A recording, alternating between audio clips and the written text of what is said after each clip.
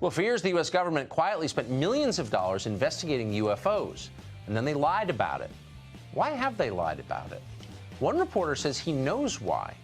It's interesting. Stay tuned.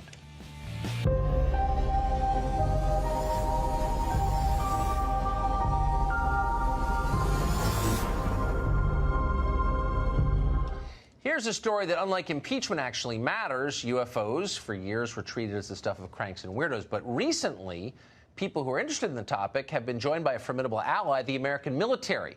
Turns out for years, the Pentagon spent millions investigating UFO phenomenon. They've lied about it.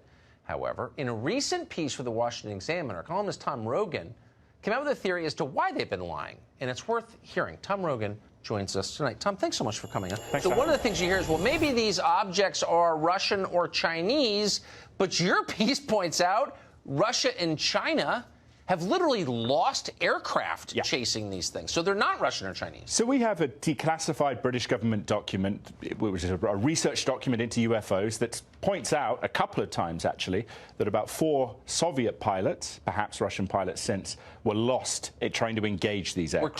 Were killed. Does it say how? Doesn't say how. And I haven't been able to find out how. I did hear from someone, though, engaged was an appropriate term to use, so that they were trying to shoot these things down, was the implication. Okay, so if Russia, China, and the U.S. have all had this experience, then these are not. These are not. And I think that's a pretty clear assessment on the part of the military. These are not made by human beings. No. Well, yeah, I think that's a fair assessment based on the capabilities, especially with some of the aircraft that the Navy have seen in recent years are manifesting, right? That you have things that are going hundreds of knots under the water, anti-gravity, instantaneous hypersonic acceleration, that you have basically capability performance without jet propulsion. Right. This stuff is not stuff that China or Russia have anywhere near the capability or that physics can explain. Exactly. So why is the Pentagon lying about this? Why have they lied about it for so long? I mean, you know, that's the golden question. I think one reason is that a lot of people in the Pentagon fully don't understand what this is. I think they come to the conclusion it ain't from here. Yeah. But beyond that, they're somewhat flummoxed. And you think they have come to that conclusion? Yes, confidently. They think this is extraterrestrial, just to be totally blunt about it. Or extra-dimensional, something extra, let's put it that way. It's not from this world. Not from this world, and not from Elon Musk. You know, some people say maybe it's some secret billionaire somewhere. It's too advanced.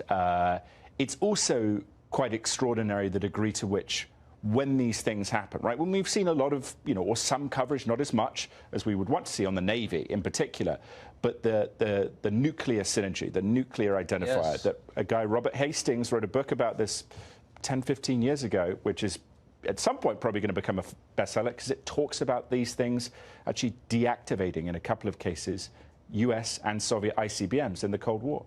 So whatever these things are, intelligent machines, they're not ghosts, blips on the radar.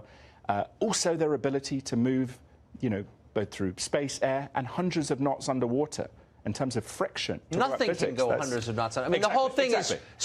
So we're out of time, unfortunately. We should have led the show with this. We should be leading the show with this tomorrow, and so should every other newscast. Well, it's great you're covering it. It's great you're covering it. No one else does. Covering it more. It's unbelievable. It is. Thank you. Thank you. Good to see you, Tom Rogan.